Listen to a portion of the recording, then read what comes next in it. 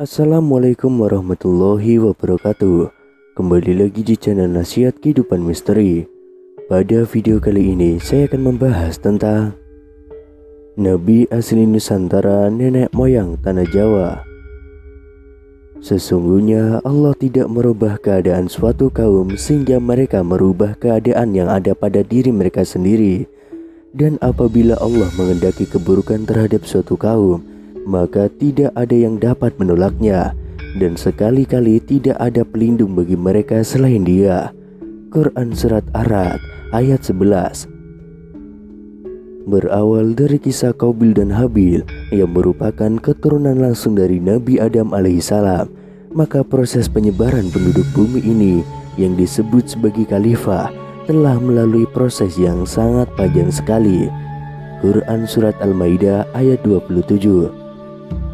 Tetapi cerita di atas ternyata ada sebuah kisah dan hikmah yang nyaris tidak pernah dipublikasikan kepada kaum dikarenakan sumbernya yang masih berdasarkan cerita turun-temurun dari nenek moyangnya. Alkisah dahulu kala Nabi Adam alaihissalam beserta Hawa setiap melahirkan anak selalu kembar, laki-laki dan perempuan. Hingga akhirnya dari 3 anak laki-laki beserta kembaran perempuannya dikawinkan dengan cara kawin silang antar saudara, dan mereka diperintahkan untuk mengisi negeri-negeri yang masih kosong.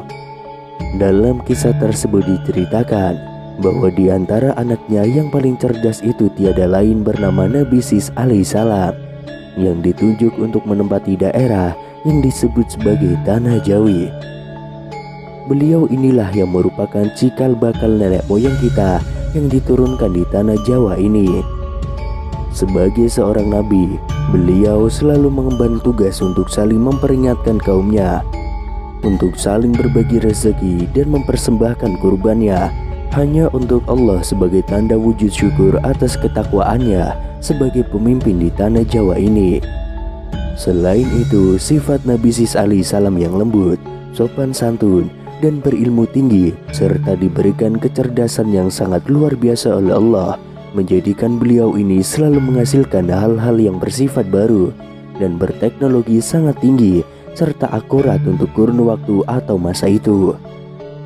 Hal ini ditandai dengan penemuannya tentang cara bercocok tanam dengan baik, dengan memperhatikan musim yang berdasarkan pada perhitungan bintang atau falak, pembuatan tempat persembahan berbentuk piramid untuk Tuhannya, baik berupa binatang maupun hasil bumi, maupun bagaimana memproses tanah atau logam menjadi sebuah benda yang dapat digunakan untuk keperluan kehidupan sehari-hari. Itulah keistimewaan Nabi Sis alaihissalam dengan kelemah lembutannya, kepekaan sosialnya yang tinggi, serta kecerdasan yang luar biasa. Akhirnya sama penduduknya digambarkan sebagai seorang semar. Kata ini diambil dari kata samiri yang artinya samar-samar atau kasat mata, karena beliau sehari-hari laku atau kerjanya hanya beribadah kepada Tuhannya. Tiada laku hidupnya hanya untuk dipersembahkan kepada Tuhannya saja, tidak lebih. Makanya emas, perak, dan semua perhiasan maupun hasil bumi yang melimpah di bumi Jawa hanya sebagai sarana saja untuk menuju ketakwaan kepada Tuhannya. Di sisi lain, dengan kecerdasannya yang sangat tinggi itu melahirkan bangunan kota modern yang tersistematis, dengan desa-desa beserta irigasinya yang tertata rapi, serta tata kota pemerintah yang berada pada pusatnya atau epicentrum. Inilah negeri yang selama ini disebut sebagai negeri Atlantis, negeri dengan peradaban dunia yang banyak dicari orang selama ini. Bukti bahwasanya kita adalah negeri yang sangat tinggi, ditandai dengan kebudayaan yang beraneka warna, beragam bahasa, beragam adat istiadat, beragam suku bangsa yang membaur dalam balutan sang merah putih. Tetapi seiring dengan perkembangan waktu di negeri Atlantis ini, sang keseimbangan alam raksasa atau Gunung Toba dan Gunung Krakatau mulai menunjukkan tanda-tanda saatnya sudah mau tiba. Maka berbondong-bondonglah sebagian besar penduduknya dengan menggunakan perahu raksasa, menaiki kapal itu dan meninggalkan negeri Atlantis menuju negeri asing lainnya. hingga saat itu benar-benar terjadi, yaitu dengan meletusnya Gunung Toba yang konon diameter kawahnya sekitar 50 km meledak, mendesak magma ke segala arah lalu meledakkan Gunung Krakatau, juga membumi hanguskan semua yang ada di sekitarnya, membuat dunia gelap gulita selama 100 tahun lamanya, serta mencairkan es yang menutupi daratan yang sekarang disebut benua Eropa itu. Begitu juga air laut pun naik hingga mencapai 200 meter, menenggelamkan lembah-lembah pertanian yang subur dan sekarang kini menjadi sebuah lautan. Seiring berakhirnya masa banjir bandang sedunia itu, maka para khalifah yang baru ini pun mulai berpencar ke seantero daratan yang baru seperti bumi Eropa, Amerika, Arabia maupun Afrika.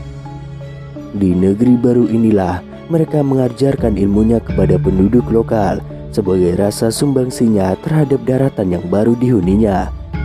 Berhubung mereka ini termasuk umatnya yang paling cerdas, maka lambat laun mulai ramailah peradaban baru di tanah yang baru ini.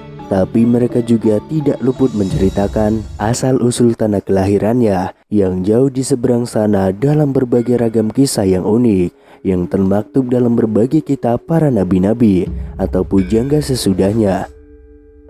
Jadi seandainya seluruh penduduk dunia ini disuruh tinggal di bumi Nuswantara ini, maka mereka akan betah dan merasa tidak asing. Mengapa? Jawabannya karena sebetulnya Indonesia, terutama tanah Jawa inilah adalah mother home untuk seluruh umatnya Nabi Adam alaihissalam.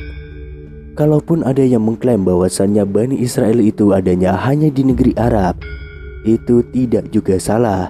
Karena nenek moyang kita juga menyebar ke sana.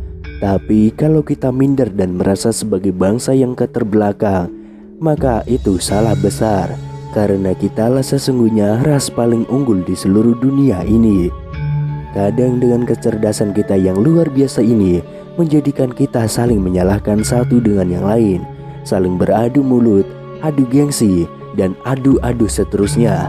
Dan tidak akan ditemukan di negeri manapun di bumi ini kecuali di Indonesia.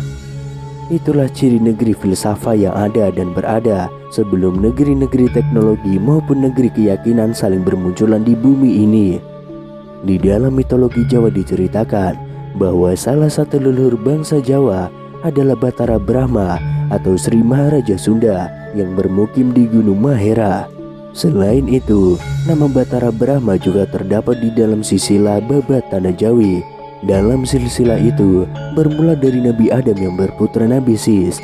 Kemudian Nabi Sis menurunkan Sang Hyang Nur Cahya yang menurunkan Sang Hyang Nur Rasa. Sang Hyang Nur Rasa kemudian menurunkan Sang Hyang Wenang yang menurunkan Sang Hyang Tunggal, dan Sang Hyang Tunggal kemudian menurunkan Batara Guru yang menurunkan Batara Brahma. Berdasarkan pemahaman dari naskah-naskah kuno bangsa Jawa, Batara Brahma merupakan leluhur dari raja-raja di tanah Jawa.